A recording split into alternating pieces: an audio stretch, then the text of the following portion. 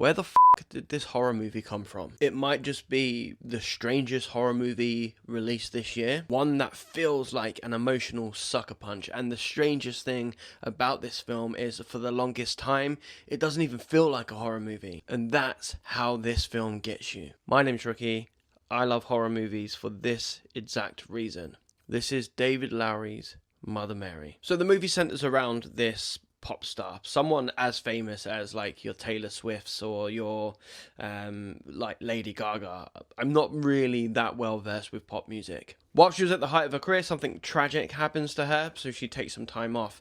We are introduced to her as she's about to kind of re-enter the stage, but she wants a dress that matches her personality, so she, reconnects with a person who we are led to believe was a very, very good friend of hers in the past. That's as far as I'm going to go with regards to plot with this film. Go in blind. I knew nothing about this film going in, and a huge shout out to Chuck for recommending me this film, because this just wasn't on my radar, and I'll come back to that in a bit, but great recommendation. So I will say, right at the start, this is a film that is going to divide people. This is a film that some people are going to absolutely hate simply because of what it is. But then there'll be other people who will absolutely love this film for what it is. Other people like myself, I loved this film. Right from the beginning of this film, I knew I was watching something completely different. This is a movie that centers really heavily around music, but also dialogue, and the dialogue and the music in this film feel inseparable. They feel like one thing. Characters don't simply speak in this film. It seems like they are singing their emotions into existence. I mean, the opening sort of 5 minutes of this film is unlike any opening I've seen.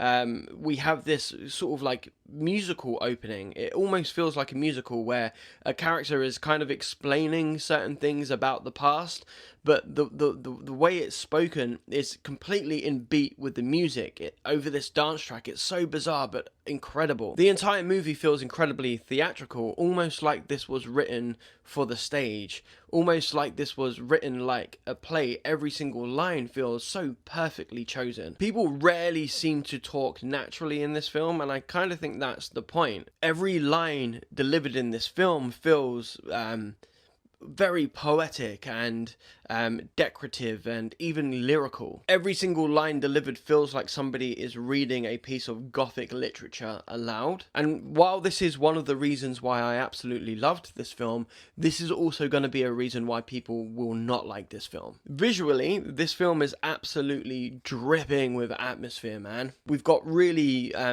gothic architecture, dramatic lighting, and so much space, like wide open spaces everywhere. Everything feels framed, so it makes our characters feel isolated where they stand. And then when the horror finally starts to creep in, about an hour into this film, the film takes a really hard turn into something far more surreal. And suddenly this film becomes this neon gothic fever dream. There is a spirit or ghost sequence in this film that is honestly unlike any other ghost sequence I've ever seen in a horror film. It is stunning. It is breathtaking. There are so many different cinematic influences running through this film, but it never feels like it's copying any of them. I kept thinking about 1981's Possession, especially in the way that, movement is used to externalize internal pain. We have influences from the movie Black Swan, especially this idea around obsession and perfection. The movie uses some serious, religious imagery, and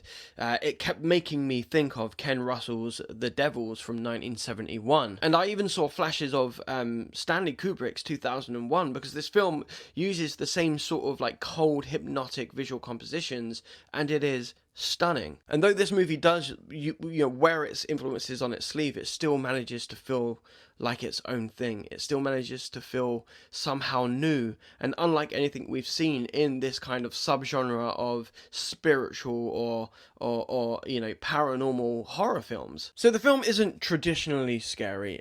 I wouldn't even say this is traditionally a horror film in the way that we sort of understand how horror films are meant to work, right? But it's deeply unsettling in a very emotionally moving way. And to go back to the scene I was talking about previously, where we have this sort of interaction with this entity, it leaves everything up to our own interpretation, and I kind of think that that is the main point to this film, because on the surface this is a film about an iconic pop star preparing to return to the stage, but underneath that, this film is exploring identity as performance and what the stage represents. How much of yourself do you lose when your public image becomes more important than the person underneath the image? It is a film about the pressures of fame, sure, but it's also a movie about, you know, the cost of creating art and this idea of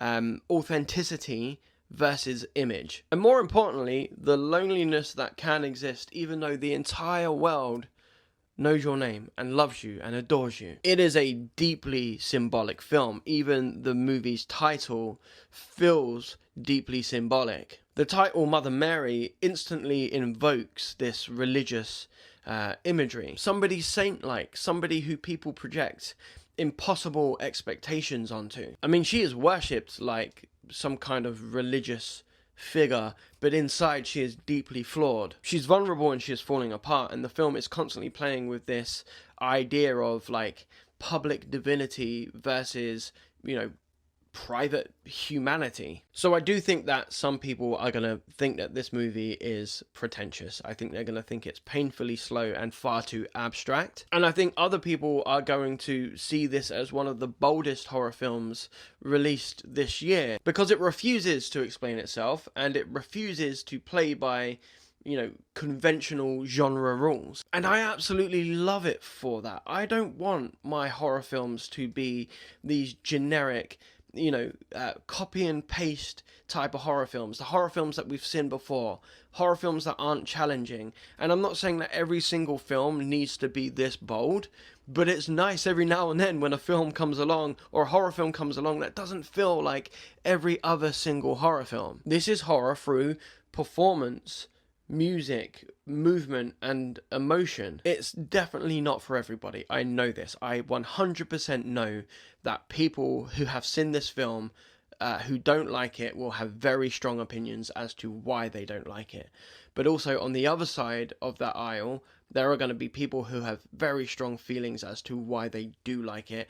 And the reasons as to why people don't like it and the reasons as to why people do like it will probably be the same reasons. So if you are somebody who loves horror that is trying to be different or try new things, definitely check out Mother Mary. I think you might like it. So have you seen Mother Mary? If you have seen it, let me know in the comments below whether you liked it or not. I'm curious as to see whether the reasons some people liked it were the same reasons as to why people didn't like it. If you enjoyed this video, consider hitting that like button. It really helps the video out and it helps the channel grow. So if you like horror movie deep dives like this one, consider hitting the subscribe button, because we release 2 videos like this a week. You can also find me on TikTok, on Instagram, and on Facebook, where I upload videos every single day. We talk about everything from disturbing movies, disturbing documentaries, underrated horror movies, as well as keeping on top of all the horror news and upcoming horror films you might have missed. But in the meantime, be good to yourself, and most importantly, be good to other people.